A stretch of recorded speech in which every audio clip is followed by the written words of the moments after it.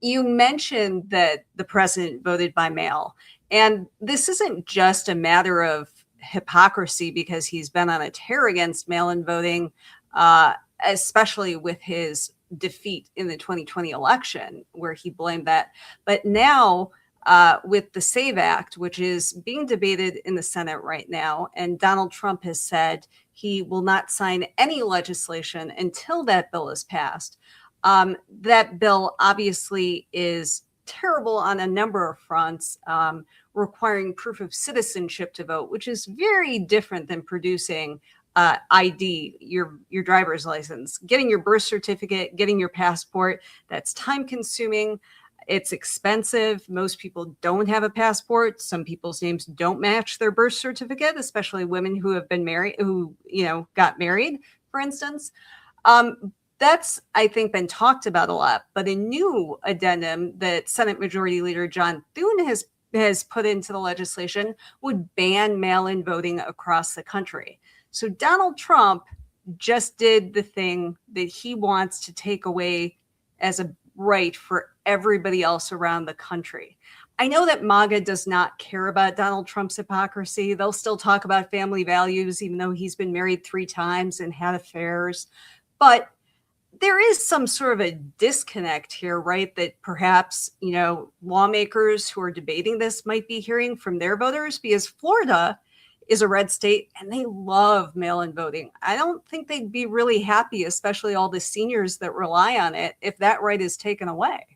Well, yeah, absolutely. And think about it. There was just a Supreme Court arguments on Monday about mail-in voting and accepting ballots that are postmarked before Election Day. Can they be counted, right? Who was arguing for that? Mississippi. They were supported by Alaska, both red states, right? And I saw today, Mike Johnson, the speaker, was asked specifically about this, about Trump voting by mail. And he said, well, Florida does it well. Okay. So, but you're still going to take it away from Florida? And look, there are local Republicans around the country who have really trained their voters, made it easy to do mail-in voting. Right. And Florida's been a good example of that. And so be careful what you ask for, Republicans, because you might just get it. Now, I do think, the hypocrisy piece of this is just off the charts. He doesn't even think twice about the fact, and I don't even think it occurs to Trump that he's out giving speeches around the country railing about mail-in voting while he's doing it himself. But it does add to the Democrats' case. And you showed the headline. This is actually a major news story. The New York Times, NPR, I saw MSNBC writing about it too. Like people are just being reminded of this.